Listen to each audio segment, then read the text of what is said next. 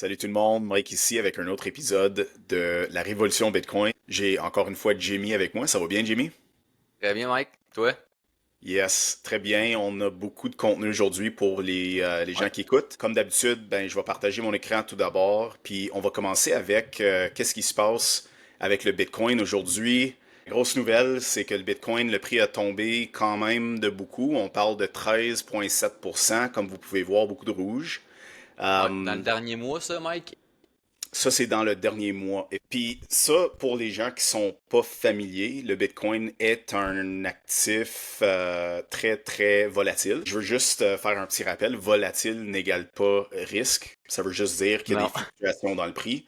Ouais. Autant que la volatilité peut être vers le bas, ça peut être vers le haut. Puis c'est pour ça que ça performe très bien Ouais. contre tous les autres Puis, actifs. Mike, qu'est-ce que je vais ajouter aussi avec la volatilité, c'est que c'est l'aspect le plus important. Quand ça dit volatilité, ça veut dire trend. Le monde sont intéressés avec ce sujet-là. Il y a beaucoup de volume, beaucoup d'argent qui se fait des deux bords, à la hausse, à la baisse. Fait que quand il y a beaucoup de monde qui trade le même asset, ça devient un king, comme le Bitcoin il est le king des crypto-monnaies. Puis c'est tout le temps une valeur sûre. Fait que tu peux investir à long terme, il y en a qui le trade, mais le Bitcoin, ça reste monsieur, monsieur Bitcoin au top, en haut. C'est lui qui Ouais. décide de tout le crypto market. Puis des fois, quand on vit des journées volatiles comme ça, surtout vers le bas, moi, ce que j'aime faire, c'est prendre un pas de recul, puis regarder plus loin. Donc ici, on va regarder un an. Si on regarde la charte sur un an, tu vois que c'est plus 71%. Hmm. Euh, Ça, ça performe mieux que tout autre actif qu'on peut trouver. Puis si on recule de puis sur toute l'histoire du Bitcoin, tu vois qu'on est, je peux même pas lire le chiffre parce que c'est comme, tu sais, 143 000% ou quelque chose comme ça. Quand on a commencé, c'était à, tu sais, 20 cents, 6 cents, 5 cents, je pense. Ouais. Tu sais, so, des fois, c'est bon de zoom out puis voir qu'il y a eu beaucoup de volatilité, mais la tendance, elle est très claire vers le haut. Euh, Jamie, je pense que tu l'as dit tout à l'heure quand on se préparait, mais c'est dans ces instances ici où que les gens qui sont pas trop sérieux, qui sont pas là pour le long terme, ils vont sortir. Ouais. Ceux qui sont, ben souvent, Mike, on voit, c'est ceux qui sont pas instruits sur le Bitcoin qui sont shakés rapidement en dehors du Bitcoin. Ils sautent le ship, là. Ils sautent en bas du bateau parce qu'ils comprennent pas c'est quoi qu'ils ont. Moi, en étant formateur Bitcoin, j'ai une formation pour instruire le monde avant qu'ils commencent à s'intéresser au Bitcoin. C'est important de savoir c'est quoi. Une fois que tu sais c'est quoi, c'est beaucoup plus facile de naviguer la volatilité. Tu le sais c'est quoi, tu le sais qui est rare, tu le sais qui s'en va en hauteur à long terme. Mais tant que tu comprends pas ça, avec les bases du Bitcoin, c'est très dur de rester à bord du Bitcoin puis de son rodéo et ses montagnes russes. Effectivement. Effectivement, puis je pense que c'est un segue parfait pour Ouais, c'est la prochaine charte que je vais te laisser ouais. expliquer, Jimmy. Ça, c'est une charte, le prix, le orange, c'est le prix du Bitcoin, puis le Global M2, ça, c'est le Total Money Supply avec le USD. En vrai, c'est que vu que le Bitcoin, c'est une monnaie, il compétitionne avec toutes les autres monnaies qu'il y a internationalement. Puis quand que les monnaies ils se font imprimer comme ça sur la charte, on voit vers la fin, la petite ligne verte, elle monte. C'est que les États-Unis ont déjà recommencé à imprimer de l'argent. Dès qu'un pays imprime de l'argent, ça fait dévaluer le dollar, ce qui fait que le Bitcoin monte dénominé en ce dollar-là. Comme exemple, là, présentement, le Bitcoin est à 89 000. On voit qu'avec la charte du M2, que les États-Unis ont déjà recommencé à imprimer de l'argent. Fait que dans les prochaines semaines, le Bitcoin va suivre cette tendance, puis il va monter, puis il va suivre le total supply, la quantité totale de l'argent USD. Fait que quand les pays impriment, le Bitcoin monte parce que c'est totalement le contraire. Je veux C'est juste ça que... vous... Ouais, Oh, vas-y excuse-moi. Mike. Mais juste pour illustrer ce que Jimmy vient de dire, on peut voir ici sur la charte verte que à cause du offset de 30 jours, qu'est-ce qui a précipité cette augmentation-là? Ben, la charte verte ici démontre que le M2 a augmenté. Puis ça suit pas longtemps après. Encore une fois, ici, avec cette montée-là, on voit que c'était 30 jours avant. Celle-là, même chose. Puis tu sais, c'est peut-être important de mentionner que ça va influencer le prix du Bitcoin, mais ça va pas. C'est pas comme une cause et effet, là. On peut pas dire que Non, c'est c'est pas. Ouais. 100% qu'est-ce qui va le faire bouger. C'est Il juste y a que tout le si temps on un petit. regarde le Ouais. passé, on voit que le Bitcoin est sensible au changement dans le M2. Mm. Mais c'est sûr qu'il va le suivre tout le temps quand même pareil parce que c'est son premier compétiteur. C'est deux monnaies qui se compétitionnent. Puis la différence entre le Bitcoin et l'US, c'est que l'US, il peut se faire imprimer à l'infini, tandis que le Bitcoin, il y en a juste 21 millions. Fait que lui, le Bitcoin, il va tout le temps être dénominé à la hausse en USD parce que le USD se fait imprimer à toutes les années, no matter what, aux États-Unis, parce que la dette présentement est tellement haute que l'intérêt est de 1 trillion par année. Fait qu'ils n'ont pas le choix d'imprimer de l'argent pour payer juste l'intérêt de la dette. Ils sont dans un trou sans fond. C'est pourquoi le Bitcoin a été inventé. C'est pourquoi moi puis Exactement. Mike, on vous parle de cette charte-là. C'est littéralement l'imprimante aux États-Unis, qui est la même affaire au Canada. Tous les pays impriment de l'argent. Quand ils impriment de l'argent, ça fait de l'inflation, puis ça dévalue votre dollar. Moi puis Mike, qu'est-ce qu'on vous enseigne? C'est de vous renseigner c'est quoi le Bitcoin, puis pourquoi ça vous protège de ces actes-là des gouvernements qui dévaluent vos dollars, qui fait que les prix montent, mais en vrai, c'est le dollar qui se dévalue. Très, très bien dit. Très bien dit. Sur ce, on va continuer. Ça va être le mien. Ouais. Il y a un créateur qui a fait un test. Dans le fond, il a pris les top LLM, Large Language Model, les AI, puis leur a demandé quel actif est-ce que tu choisirais sur la prochaine année, 3 ans, 5 ans et 10 ans. Puis c'était vraiment intéressant comme résultat. Je veux dire, il y en a qui ont dit, bon, le DeepSeek R1, ça c'est le modèle chinois qui vient de sortir. C'est le SP500, Global Equity Fund, Vanguard World ETF. Donc on voit pas de Bitcoin là. Par contre, les autres modèles, sauf pour Llama, ça c'est celui de Facebook. On parle de ChatGPT, Grok et Gemini de Google ont tous dit que le Bitcoin était un bon actif à détenir sur le long terme pour le premier puis le dernier, mais Grok juste pour 1 an. Puis c'est juste intéressant parce que tu sais, le Bitcoin, c'est un actif parmi des centaines de Ouais, milliers. Tu ouais, sais, centaines de il y a milliers. il y a des, il y a des stocks spécifiques, il y a des commodités.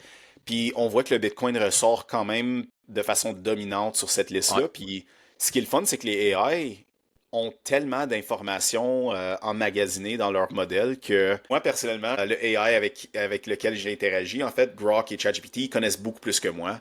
Ils ont beaucoup plus de contexte. Donc, c'est intéressant de voir que c'est les résultats qui sortent avec. Euh, mais tu le vois, c'est lui le plus populaire de tous, là. Ouais, Le Bitcoin, c'est une protection contre les gouvernements, contre les pays. C'est vraiment une entité neutre. Puis chaque individu sur Terre peut se protéger avec le Bitcoin en étant sa propre banque. Puis il peut voyager avec ses Bitcoins comme il veut. Il est pas taillé up à un pays. Il est pas pris dans son pays ou dans sa ville. Ça donne une liberté financière, le Bitcoin. exactement. Puis avant de procéder, je vais juste prendre un moment pour dire, premièrement, si tu écoutes ça, merci. On est super Hmm. reconnaissant. On met du temps là-dedans parce qu'on veut vous informer, on fait des recherches, on veut partager l'information. Aide-nous à faire croître la chaîne YouTube. Tu peux nous trouver sur la Révolution Bitcoin sur YouTube, mais partagez et surtout abonnez-vous à la chaîne parce que ça va nous aider à juste partager avec plus de gens. Puis même chose quand on le publie sur Facebook, si tu le vois sur Facebook en ce moment, partage, aime et tu sais, Ouais. toutes ces actions-là vont nous aider. Puis aussi, gênez-vous pas à parler à moi puis Mike en message privé si vous avez des questions ou même des commentaires que vous voulez pas mettre sur la vidéo en tant que telle. On est tout le temps ouvert aux commentaires, aux critiques, puis on veut juste améliorer notre contenu pour justement amener le monde à comprendre le Bitcoin planétairement, mais plus au Québec, nous autres, parce qu'on le fait en français. Ça à terre, il y en a pas mal en anglais, mais les Québécois, la plupart, ils parlent en français. Fait que nous autres, on apporte le contenu en français, puis on trouve ça important de vous l'apporter ici. Puis on veut vraiment que vous aimez ça. Fait que c'est pour ça qu'on vous demande de commenter puis de nous dire qu'est-ce que vous pensez en message privé. Il n'y a pas de problème. Absolument. Alors, sur ce, on va continuer. Jimmy, as-tu entendu parler du hack de 1,4 milliard d'Ethereum? Ouais, ça c'est Euh, vendredi passé, vendredi matin, je pense qu'il y a eu le hack de Ethereum, c'est le plus gros hack de l'histoire de la crypto-monnaie. 1,4 milliard qui a été volé, puis qui a été transféré. L'entité qui a volé l'Ethereum, ils viennent de la Corée du Nord. Puis ils ont commencé à convertir leur Ethereum en Bitcoin parce qu'ils savent très bien que c'est le Bitcoin qui est king. L'Ethereum et tous les autres, c'est du gambling. ouais, puis tu sais, je veux faire un commentaire ici. Souvent, une des critiques contre le Bitcoin, surtout des autres crypto-monnaies, c'est que le Bitcoin est lent. Le Bitcoin est pas sophistiqué. Tu peux pas faire trop de choses complexes avec, comme Ethereum par exemple. Puis c'est important de mentionner que ça, c'est par design. Ouais. Puis c'est en fait cette simplicité-là Mm, qui fait que le Bitcoin se démarque des autres cryptos parce que si tu veux protéger des trillions puis des trillions de dollars en valeur pour 1000 ans, ça prend quelque chose qui a pas trop de vulnérabilité, qui a mm, pas trop de complexité, que tu peux pas exploiter. C'est exactement ce qu'ils ont fait avec Ethereum. À cause Ethereum est justement plus complexe, les hackers de la Corée du Nord ont exploité une vulnérabilité qui est comme assez évidente, puis ils ont volé 1,4 milliard. Alors que le Bitcoin existe depuis plus de 16 ans, puis il n'y a pas 16 ans. eu un hack comme ça. C'est pas possible en fait Non, il n'a jamais été hacké le Bitcoin. Puis parce que c'est plus simple. Puis des fois là, tu sais, on joke un peu dans le domaine de tech, mais c'est comme is it a feature or a bug? Puis Ouais, ouais, ouais. souvent, les gens ils disent ah, c'est un bug que le Bitcoin est pas complexe. Mais c'est comme non, non, c'est Ben le non. feature Ouais. ultime. C'est le Mais ça, feature ouais. de l'indestructibilité. Mais ces inventions-là, comme tu dis, le monde qui dit ces affaires-là, c'est ceux qui inventent d'autres cryptos pour vendre leur salade, qui est Ouais. justement pas vraiment bonne. Puis ils font juste pointer du doigt quelque chose qui en vrai, qui est, comme tu dis, c'est pas un bug, c'est une feature, c'est comme voulu. Le Bitcoin, il est fait comme ça. Puis eux autres, ils essayent juste de vanter leur crypto pour montrer aux jeunes qui connaissent pas la crypto-monnaie. Ah, ben là, le Bitcoin, il est passé date, on va aller dans l'autre qui est moins cher. Non, si tu comprends pas. Tout ce qui compte, comme tu sais bien, Jimmy, c'est est-ce que ça peut survivre Mm, les attaques de la Chine, de la Corée du Nord? Est-ce que ça peut survivre une attaque de Google? mm, Est-ce que ça peut survivre pour 1000 ans? Puis en ce moment, le Bitcoin se démarque parce que euh, c'est le crypto qui a le plus de chances de faire ça, de préserver notre valeur dans le futur pour le plus longtemps. Donc, ça, ouais, c'était juste un point qui était super important de faire. Sur ce, on peut continuer. Est-ce que ouais. tu faisais celui-là? Bon, on peut en parler les deux. En vrai, ici, on voit la map des États-Unis. Les X rouges, c'est les États que le bill pour avoir une réserve de Bitcoin dans cet État-là a pas passé. Fait qu'il y en a eu 6. 6. Puis, ouais, OK. Il y en a eu 6. Puis Ouais. tout le reste sont rendus à des étapes plus Avancé. loin. Il reste quelques noirs, sûrement qu'eux autres aussi vont devenir orange dans les semaines à venir, les mois à venir. Ouais. Mais on le voit que c'est pas tous les États que ça passe. Il y en a encore des États qui sont pas informés sur le Bitcoin. Souvent, les politiciens qui votent pour ça, pour faire passer le bill de la réserve crypto, en Bitcoin, c'est que les politiciens sont pas informés, pis ils ont pas étudié le Bitcoin. Fait que pour eux autres, le Bitcoin, c'est risqué, ils savent pas trop c'est quoi, ils veulent pas s'aventurer là-dedans. Fait qu'il y a encore des vieux et des vieilles politiciens qui sont restreints avec l'arrivée du Bitcoin. Mais les autres États, j'imagine que c'est du monde qui ont étudié c'est quoi ou des politiciens plus jeunes qui sont au courant de ce qui se passe à la Terre. Fait éventuellement, quand ça va passer au fédéral, ils vont tous suivre parce que le fédéral, ils le savent eux autres, puis ça s'en vient, on le voit là. Effectivement. Et justement, on peut poursuivre à l'État qui est le plus avancé dans le processus, c'est le Utah. Puis eux autres sont vraiment rendus à l'avant-dernière étape, ou je devrais dire la dernière. Ouais, la dernière étape, c'est les seuls qui sont là. C'est ça, donc un Ouais, autre vote, puis ça devrait aller de l'avant. J'ai ouais. déjà entendu de... euh, j'oublie son nom, le gars qui partage toutes ces informations-là, mais que lui, il pense vraiment que c'est le Utah qui va être le premier État qui va Ouais. passer le bill puis acheter du Bitcoin.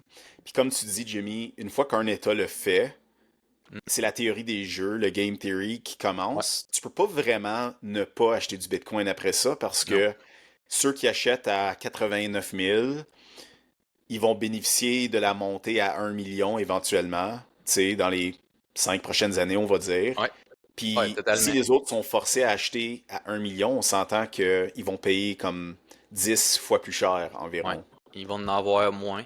Puis aussi, qu'est-ce que je voulais dire, c'est que ça, c'est les réserves de Bitcoin pour les États.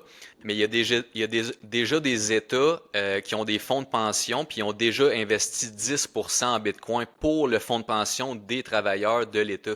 Fait que le Bitcoin, dans chaque État, il n'est pas rendu au même niveau de compréhension, mais il y a beaucoup plus d'États qui comprennent le Bitcoin aujourd'hui qu'il y en a qui comprennent pas. Ça fait un effet domino, comme tu dit, Mike. Ça va devenir de plus en plus orange tout autour des États-Unis. Ça va répercussionner au Canada aussi. Là, on voit comme la semaine passée, on a parlé des banques canadiennes qui commencent à acheter du Bitcoin. C'est qu'eux autres, ils vont prendre ça comme collatéral pour faire des emprunts puis soutenir l'économie. Ça s'en vient, c'est pas tout le monde qui le voit, mais c'est pour ça que moi puis Mike, on vous informe dans ces podcasts-là en français pour que vous voyez la game arriver.